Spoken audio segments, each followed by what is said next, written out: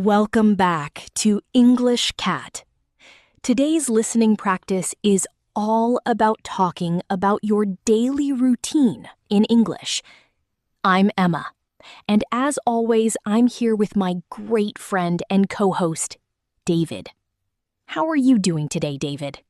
Hi, Emma. I am doing fantastic. Thank you for asking.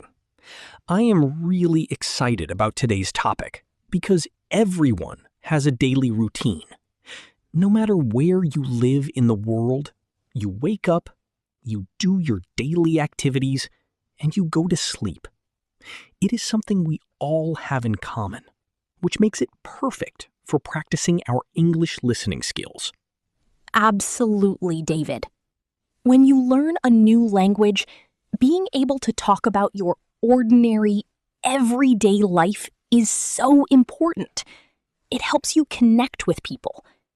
So let's start at the very beginning of the day, the morning routine. David, are you a morning person or a night owl? Oh, I am definitely a night owl, Emma. I love the quiet of the night. Because of that, waking up in the morning can be a real challenge for me.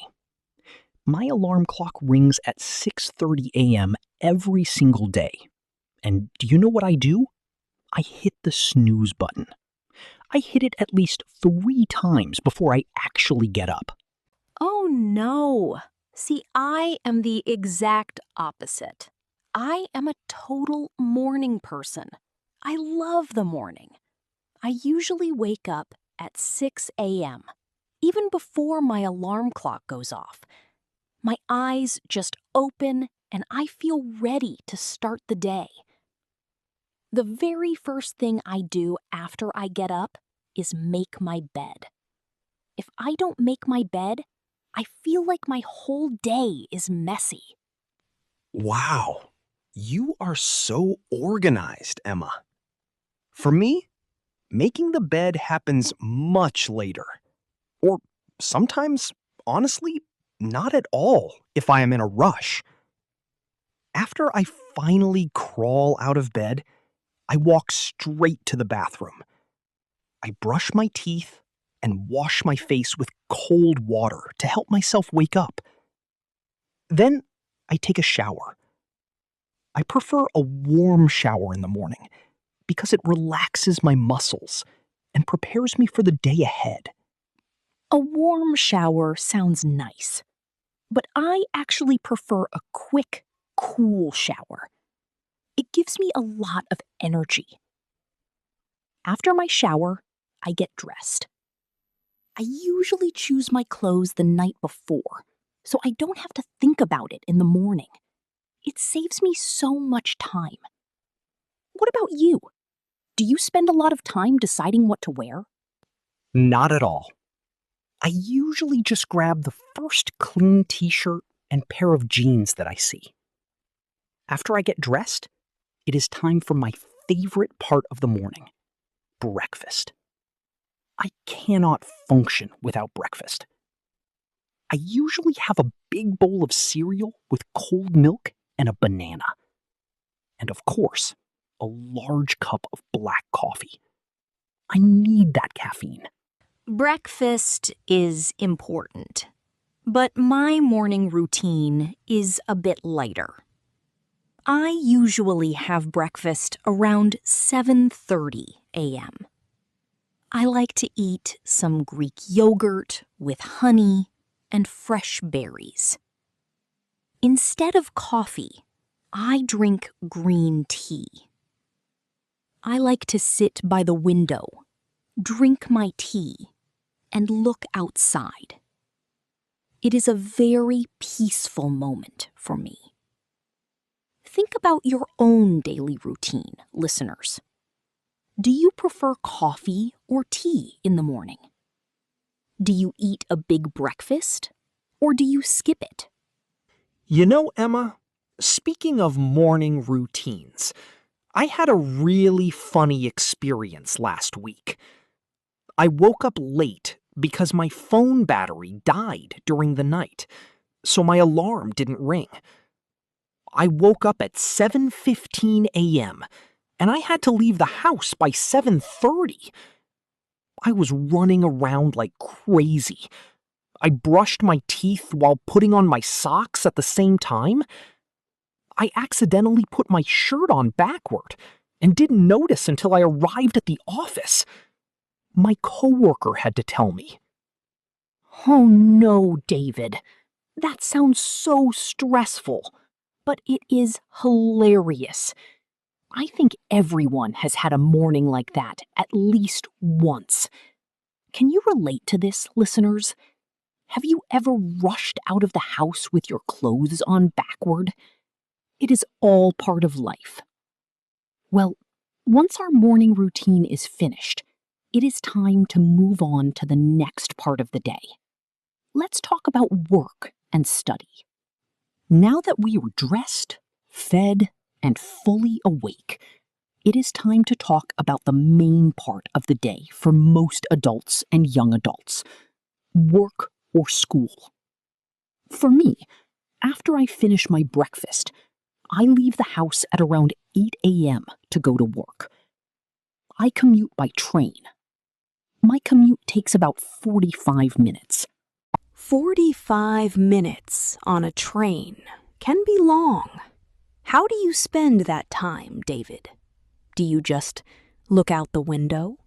Sometimes I look out the window if I am tired, but usually I like to use that time productively. I often listen to an audiobook or a podcast, just like our wonderful listeners are doing right now. It is a great way to learn something new while traveling. When I arrive at the office at 8:45 a.m., the very first thing I do is sit at my desk, turn on my computer, and check my emails. Checking emails is a universal daily task, isn't it? For me, my routine is a little different because I work from home most days. I don't have to commute by train or bus, which is wonderful. My office is just a small desk in the corner of my living room. I start work precisely at 9 a.m. Even though I work from home, I think it is important to have a regular schedule. I sit down, look at my calendar, and plan my tasks for the day. Working from home sounds really comfortable, Emma.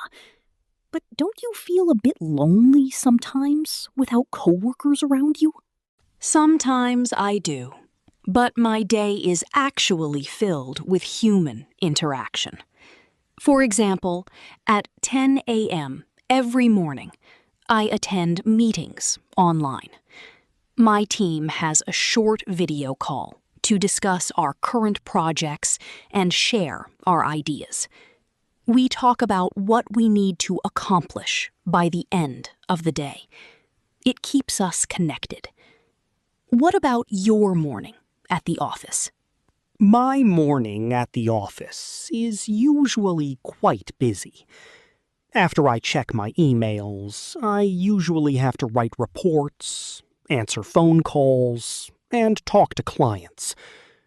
Around 11 a.m., my brain starts to feel a bit tired, so I always take a break. I walk over to the office kitchen, pour myself another cup of coffee, and chat with my coworkers for about 10 minutes. It is a great way to clear my mind before I start working again.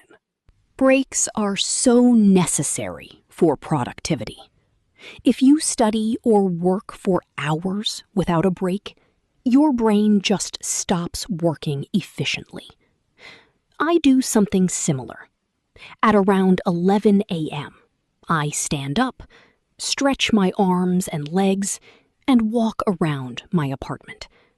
Sometimes I even do a few quick exercises, or step outside onto my balcony to get some fresh air. It really helps me stay focused for the rest of the morning. That is a great habit, Emma. For our listeners who are students, your daily routine might look a bit different. You might go to school or university, attend classes, listen to lectures, and study in the library. But whether you work in an office, work from home, or study at a school, the general routine is quite similar.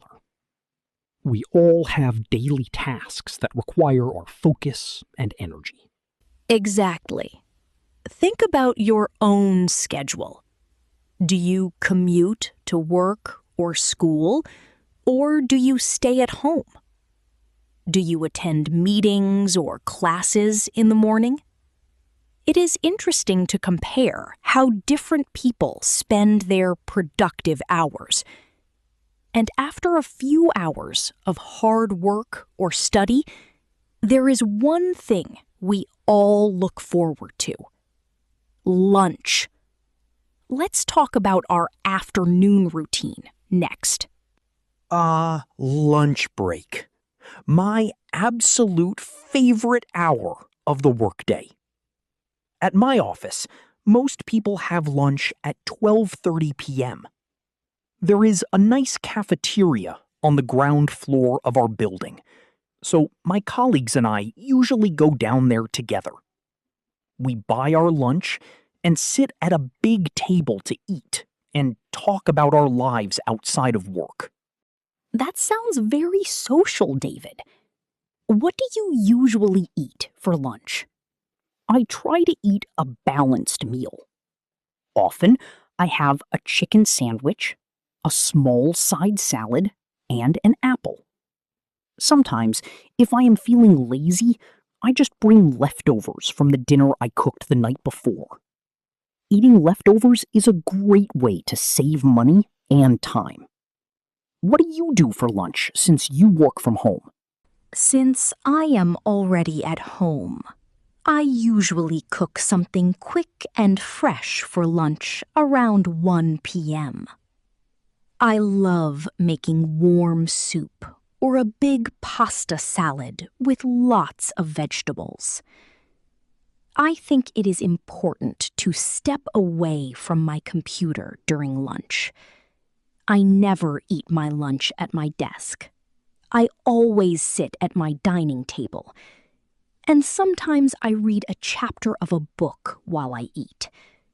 It helps me completely disconnect from work for an hour. That is a very healthy boundary, Emma. After lunch, the afternoon begins. For me, the afternoon routine is about staying productive, but also managing my energy. Around 3 p.m., many people experience what we call the afternoon slump, where they start to feel very sleepy. To avoid this, I often take a short coffee break or drink a large glass of cold water. I know exactly what you mean by the afternoon slump. For me, instead of coffee, I like to use the afternoon to run errands or do some light housework. Around 3:30 p.m., I often take a break to go to the local grocery shop. I walk there, which takes about 10 minutes. I buy fresh ingredients for dinner, and the walk gives me a wonderful boost of energy. It breaks up the afternoon perfectly. Going for a walk is a fantastic idea. In the afternoon, after I finish my work at 5 p.m., I love to exercise. I think physical activity is incredibly important for a healthy daily routine. 3 days a week, I go straight from my office to the gym. I spend about an hour lifting weights or running on the treadmill. It is a great way to relieve stress after a long day of work. I completely agree, David. Exercise is key. On the days you don't go to the gym, do you do anything else, like shopping or other activities? Yes. On the days I don't go to the gym, I usually do my grocery shopping or other errands, like going to the bank or picking up laundry. By the time I finish all my afternoon activities and errands, it is usually around 6:30 p.m., and I am ready to head home. Do you do something similar, listeners? Do you like to exercise in the afternoon, or do you prefer to relax immediately after work or school? Think about your afternoon routine. It is the perfect bridge between a busy day of productivity and a relaxing evening. Let's move on to part 4 and talk about what happens when the sun goes down. Welcome to the evening. This is the time when we finally get to slow down, relax, and spend time with the people we love. For me, my workday officially ends at 5:30 p.m. After I close my computer, I transition into my evening routine. The first thing I do is put on some comfortable clothes, like sweatpants and a soft t-shirt. Then I head to the kitchen to cook dinner. Oh, you cook dinner every night, Emma? I am impressed. What did you cook last night, for example? I really enjoy cooking. It helps me relax. Last night, I cooked a delicious vegetable stir-fry with rice and tofu. It takes about 30 minutes to prepare. While I cook, I like to listen to some music or chat with my husband. We talk about our days, how our work went, and any interesting stories we heard. Having dinner together is a very important part of our family time. That sounds lovely. My evening routine looks a bit different. Since I get home around 6:30 p.m. or 7 p.m. after the gym, I am usually very hungry and want to eat immediately. If I have leftovers, I just heat them up in the microwave. If I don't have leftovers, I cook something quick, like scrambled eggs on toast or a simple pasta dish. I usually have dinner around 7:30 p.m., while sitting on my sofa. Eating on the sofa can be very cozy, David. What do you do after dinner?